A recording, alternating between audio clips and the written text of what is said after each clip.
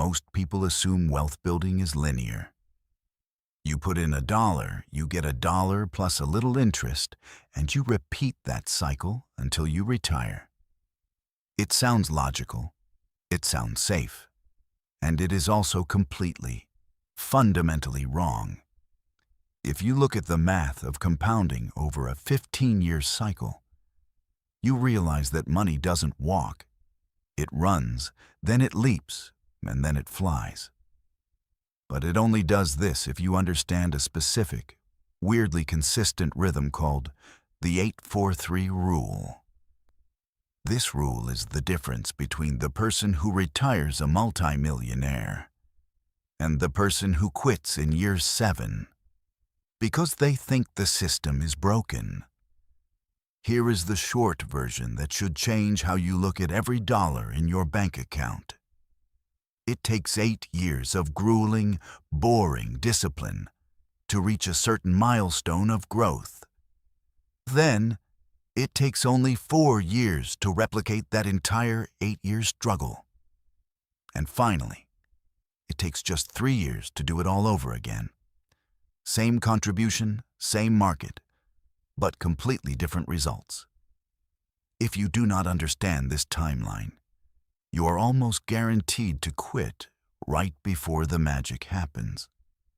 You will walk away thinking you failed right when you are about to hit the acceleration phase. Today, I'm going to show you why the first 8 years feel like quicksand, why the last 3 years can change your bloodline, and why the 8-4-3 rule is the most important mental model you will ever own. Let's start with Phase 1, the boring years. This covers year 1 through year 8. This is the valley of death for 90% of aspiring investors. Mathematically, here is what is happening. You are putting money in every single month. Maybe it's $500, maybe it's $1,000. You're making sacrifices. You're skipping the expensive dinners, you're driving the older car, and you're diligently sending that money into the market. The market is doing its thing. Some years it's up 10%, some years it's down 5%. But because your total balance is starting from zero, the actual dollar amount of your returns is tiny. In these first 8 years, you are doing the heavy lifting. You are the engine. The market is like a friend who promised to help you move your entire house, but shows up and just carries one lamp. You are the one carrying the couches, the mattresses, and the refrigerators up the stairs. You look at your statement in year 5 and you feel a sense of dread. You think, I have been sacrificing for half a decade, and this pile of money is barely bigger than the cash I actually put in. This is where your brain starts to lie to you. Because the growth is slow, your brain starts inventing rational reasons to stop. You start thinking about how that money could be a down payment on a boat, a luxury renovation, or a dream vacation. You convince yourself that investing is a scam for rich people, or that you just picked the wrong funds. But nothing is wrong. This is a feature, not a bug. In Phase 1, you aren't really investing for returns yet. You are investing for critical mass. You are building the snowball. You have to pack the snow together tightly before it can roll. If you stop in year 7 because you're bored, you've paid the full price of discipline, but walked out before the dinner was served. The 8-4-3 rule tells us this slog lasts about 8 years. It is a test of character, not math. But if you survive that test, you enter Phase 2, the momentum phase. This covers years 9, 10, 11, and 12. This is the 4 in our rule. Suddenly, the physics of your money changes. You're still putting in your monthly contribution, But for the first time, the market is starting to match you. In a good year, your portfolio might grow by more than your annual salary. This is the moment where you go from pushing the car uphill to jumping in the driver's seat and letting gravity take over. In just these 4 years, your wealth tends to grow as much as it did in the entire previous 8 years combined. Think about that efficiency. It took you 96 months of grinding to get that first block of wealth. Now, you get a second, identical block in just 48 months. You have literally doubled your speed. This is usually when people finally get it. They stop dreading the monthly transfer and start getting excited. This is snowball mode. Your original contributions from year 1 are now a decade old, and they have been multiplying quietly in the dark. You've lived through the volatility, you've seen a few corrections, and you've developed the calluses. You aren't carrying the couch alone anymore. The market has finally shown up with a moving truck and a crew. However, as incredible as Phase 2 feels, it is just the warm-up for the finale. We move into Phase 3, the exponential explosion. This covers years 13, 14, and 15. This is where the human brain actually malfunctions. We are evolved to understand linear growth. 1 step equals 1 meter. We are biologically terrible at understanding exponential growth. Phase 3 is the 3 in our rule. In this tiny 3-year window, the math goes vertical. This is the part of the chart that looks like a hockey stick. In these final 36 months, your portfolio generates another block of growth equal to what you achieved in the previous 4 years, which, remember, was already equal to the first 8. In 3 years, you are stacking wealth at a rate nearly triple your starting pace.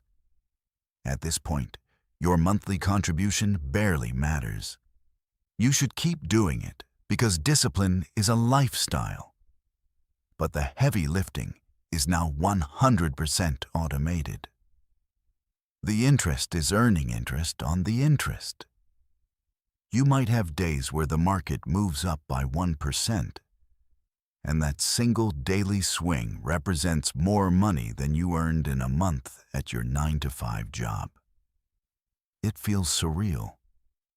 It feels like you suddenly got rich, but you didn't. You just waited 15 years for the compounding curve to hit its vertical stride. This highlights why stopping early, cashing out at year 10 to pay off a house or buy a car, is so devastating. You aren't just spending your principal. You are murdering the exponential phase. You are chopping down the tree right before it bears fruit. The 8-4-3 rule proves that the majority of the reward is backloaded. It's a marathon where they only give the medals at mile 26.2. If you stop at mile 20, you just have sore legs and a wasted decade. Let's ground this in some real numbers so you can see the gears turning. Imagine you invest $1,000 a month into a boring, diversified index fund. We'll assume a long-term average return of 10%. After 8 years, Phase 1, you've put in $96,000 of your own money. With growth, you have about $145,000. It's a nice sum, but it's not life-changing yet. It took you nearly a decade of work to get there. Now, watch the jump. Just 4 years later, Phase 2, Year 12. Your balance hits roughly $260,000. You added over $115,000 in value in half the time it took to get the first bit. Then comes Phase 3. By the end of year 15, just 3 years later, you are pushing past $400,000.